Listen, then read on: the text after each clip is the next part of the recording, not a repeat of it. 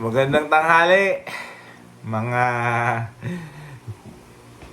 mga ka, ka, ka-sports ko dyan. So,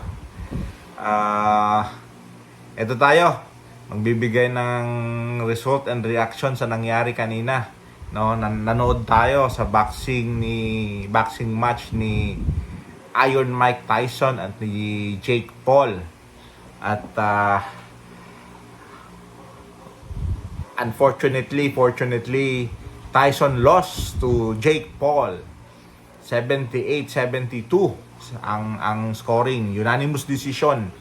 Tyson only won the first two rounds, round 1 and round 2, while the succeeding rounds, round 3 to round 8, it was already all Jake Paul.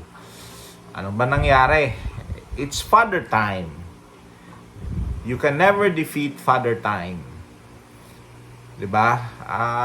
Labanan 'yon ng ng bata against matanda, 'di ba? Pwede ng daddy ni Jake Paul si Mike Tyson. 'Yun yung agwat ng edad nila. Tyson is fighting at age 58 while Jake Paul is fighting at his prime age of 27. So, dinaan ni Jake Paul sa jab at takbo. Hindi naman talaga purely takbo, jab sideways, jab atras. So hindi makatira si Tyson ng clear shot. Bakit? Kasi nga the play of Jake Paul is to wither physically Mike Tyson, and it happened. It shows.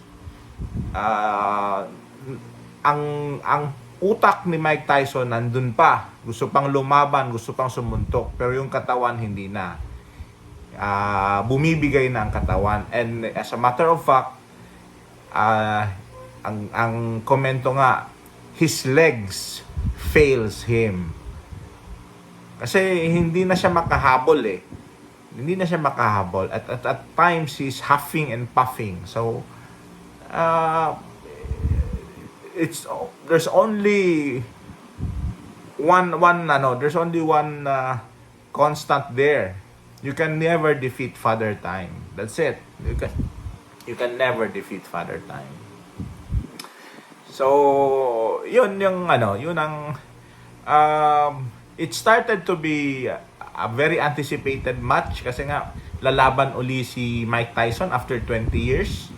So it's very anticipated match, highly hype. It was live via Netflix. So talagang talagang ang laking pera na ginugol, no. Pero during the fight, you would hear some boos because yun nga, yung anticipation na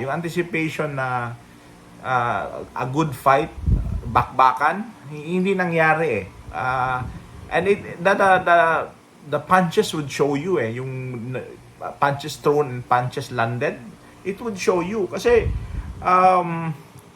I think as a matter of fact, yung computer box for the punches that is shown, Tyson only connected 18 punches. Landed 18 punches.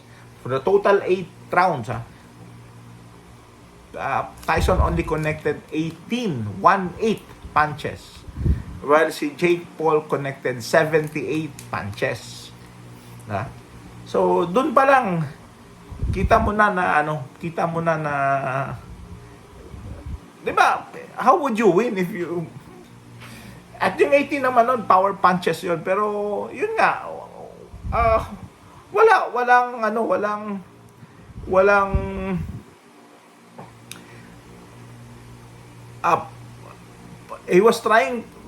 Mike was trying to hit on the head. Kasi sa 18, 13 was really for the head eh. No?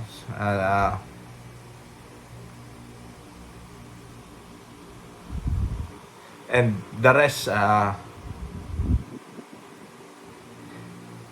apat sa katawan, then 13 and yung isa hindi nga, parang sideways lang, pero power punch.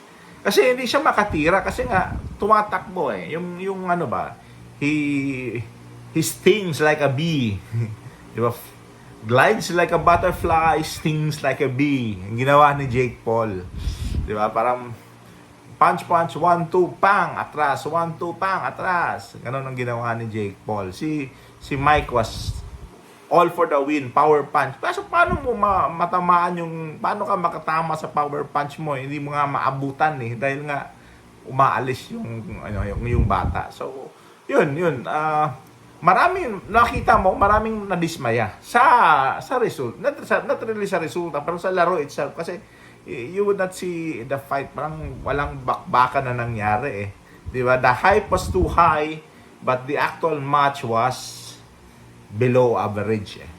Below average in the sense na if you want something fight, hindi mo nakita. Pero for strategical purposes, Mr. Paul played his game. Kasi maybe that was his strategy. Ikaw naman gusto mo bang matamaan ng suntok ni Mike Tyson? Di ba? So, tulog talaga siya doon pag ginawa niya. Kaya, he played to his strength. He played to his strategy. Kudos to his team. Kasi, he played to his strategy. Hindi siya lumaban talaga ng toe-to-toe kay Mike Tyson. Head-to-head, toe-to-toe. Hindi. He played 1, 2, 3, out. 1, 2, 3, out yung ginawa niya. So, yun ang nangyari kay Tyson and kay Paul na laban. Good thing is, yung prior match nung kay Tyson and Paul was really a very good fight. Yung labanan ni Serrano and ni Clark, yung mga babae, no? Which basically Clark won it again. He was the defending champion, so he won it again against kay Serrano. Talagang mananalo dapat si Serrano noon eh. Kung hindi lang tinamaan ng head, but sa may right na kilay at nag-open kasi eh. So it was really messy at I think it affected her game kasi malaki yung cut na nangyari, but she showed very good fight. Pero syempre nung nag-open na, I think nag-open yun mga I think fourth round going to fifth round, nag-open, tinamaan, tapos natuloy naman hanggang umabot, nag-unanimous decision naman. Pero yun lang, from 5th round to 10th round, it affected her. At nagiging punterian na ni Clark yung left side niya, especially yung cut. Kasi pag tinamaan, bubukan na eh. Bumuka na. Even though na minusan pa na nagkaroon pa ng penalty si Clark dahil sa headbutt, no. I think 2 beses nagkasunod na headbutt. So binigyan siya ng 1 point deduction, pero it was already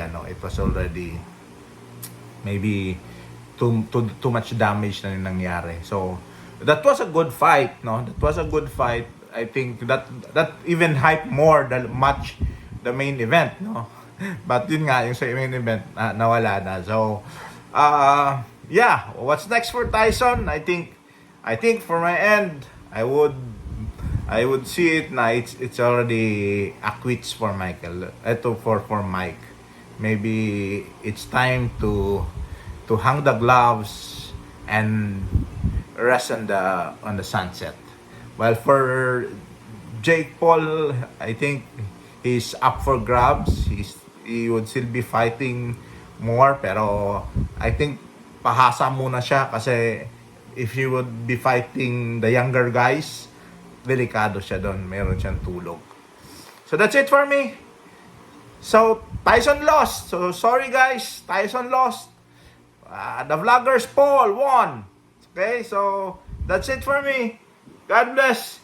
Ciao everyone. Let Nick out.